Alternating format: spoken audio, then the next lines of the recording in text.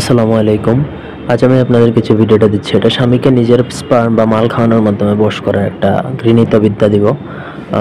এটা নোংরা একটা তন্ত্রশাস্ত্র থেকে নেওয়া, যেটা আপনার স্বামীকে যদি নিজের কাবু করে ফেলতে চান তাহলে নিজের বীর্য খাওয়াতে হবে এক কথায়, এবং সেটা একটা টোটকা।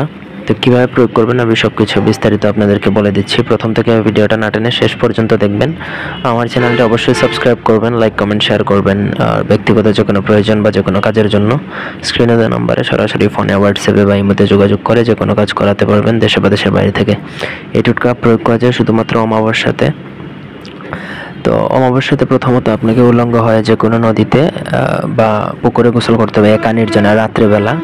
ঠিক আছে, গোসল করে এসে আপনি পাক পবিত্র হয়ে শুদ্ধাসনে বসবেন, হাঁটু গেড়ে বসে নিজের যোনির ভিতরে আঙ্গুল ঢুকিয়ে কিছু স্পার্ম বা বীর্য নিয়ে আসবেন। কয়েকবার আঙ্গুল ঢুকালে আপনার যেই যৌন অনুভূতি হবে সেখান থেকে যে তরল পানিটা বের হবে সেটা এনে আপনাকে ওই একটা পানির মধ্যে ডুবাবেন। পানির মধ্যে ডুবানোর পর আপনি সেই পানিটা 7 দিন রেখে দিবেন। 7 দিন রেখে দেওয়ার পরে সেই পানিটার মধ্যে যেই বশীকরণ শক্তি একটা জাগ্রত হবে, তারপর আপনাকে সেটা অমাবস্যাতে কাজ করবেন না, পূর্ণিমাতে সেই পানিটা আপনার স্বামীকে খাওয়াবেন।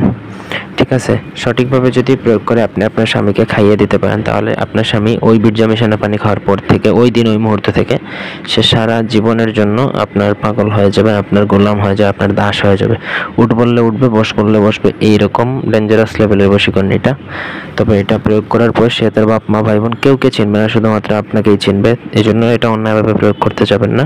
আপনি যদি একান্ত অপারগ হন, আপনার স্বামী অবাধ্য হয়, তাহলে অবশ্যই এটা প্রয়োগ করতে পারেন। এই ছিল আজকের ভিডিও। ধন্যবাদ সবাইকে।